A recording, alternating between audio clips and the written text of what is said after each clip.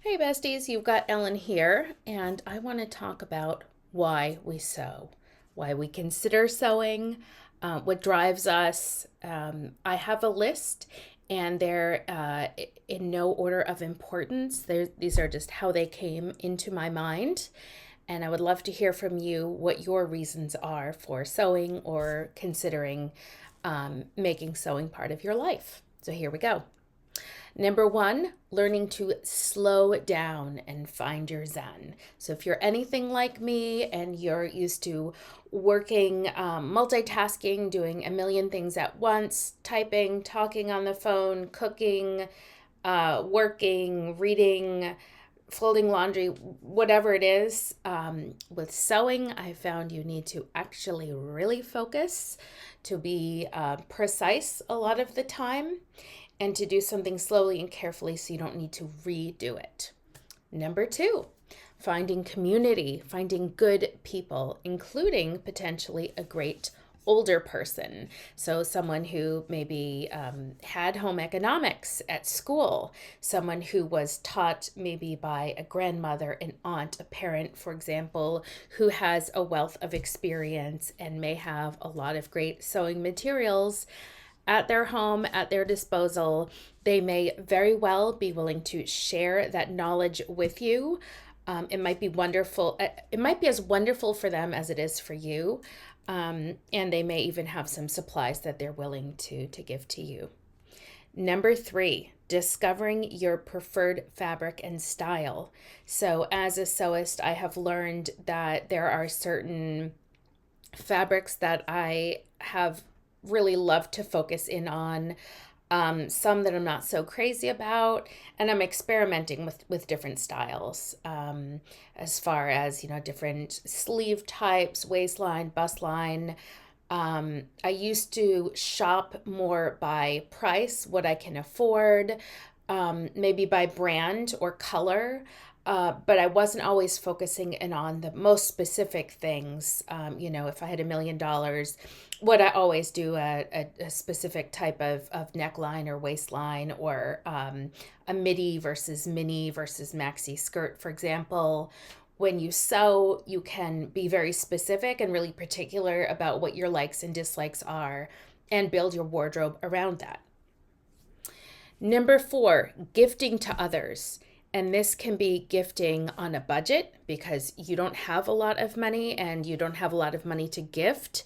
So maybe you're sourcing some inexpensive fabrics, or using something that you have on hand that you can turn into a personalized gift, like cloth napkins. Perhaps you can do a monogram. Maybe a bag for a bottle of wine, a tablecloth, just something personalized that isn't too much money. On the other hand, there are people who seem to have it all, right? Maybe this is an opportunity to make them something personalized that is really special because it's from the heart. Again, I'll use the example of something monogrammed, whether it's cloth napkins, monogramming a shirt, making some great pillowcases, whatever it is, or pillows. There are a lot of things that you can do. Number five, to fix things. So, if you're tired of throwing out things that have the tiniest hole, or bringing your clothes or your pants or your skirts or sleeves to get hemmed, maybe it's $20 per garment. Those things tend to sit in the closet for a while. Some things you might throw out instead of mending. There are a lot of different examples of things that either sit in the closet for a while because you're not sure what to do with it, or they just cost you, extra money to get fixed. This is a great reason to sew. That's our number five. Number six is for cosplay and costumes. So, if you like to go to parties with themes and you're dressing up, or whether you or a child or someone you know is in theater and you're working on costumes or fixing costumes, maybe you're working backstage, or should I say volunteering backstage for people who need a really quick costume fix, this is an area where sewing skills can come in really handy. Number seven, it's a skill. It's learning a new skill, and that might be reason itself, just to train your brain to learn something new, to work with your hands. Sewing is an art, it's a science, there's math involved. There's a whole lot of things that, to the beginner, you might not realize how much is involved. The weight of a fabric, the stretch of a fabric, different measurements and the precision that's there, and the art of it, right? A sewing machine itself is a complex machine. So maybe it's learning to, look beneath the surface of the machine, to oil it, to remove the lint. These are all things that, for this digital generation, it's not very common. And for me, at first, it was very scary. It was very intimidating. So that in itself, learning that new skill, just to grow your mind, to do something different, it might be reason enough. Number 8, volunteer. There are a lot of areas where volunteers are needed to sew, whether it's making blankets for someone in a hospital, or someone who, just needs blankets to stay warm, clothing to donate. There are certain things that cancer survivors, breast cancer survivors, for example, might need to be more comfortable after surgery. Teddy bears, I've read about people in hospice care where you can make teddy bears made from the garment of someone who's very ill, or bears or other things for people in the hospital so that they can be more comfortable. So there are a lot of different volunteer opportunities available. Number 9, being a steward of the environment. So, fast fashion, as you likely know, is a really huge driver of use of fossil fuels. I'm not even sure where to begin because I've been sort of digging into this and reading a lot about this online, whether it's, a lot of chemicals that are used, and energy to create certain materials, whether it's, the fact that people are shopping way too much for garments that will fall apart very quickly. There's a ton of waste there.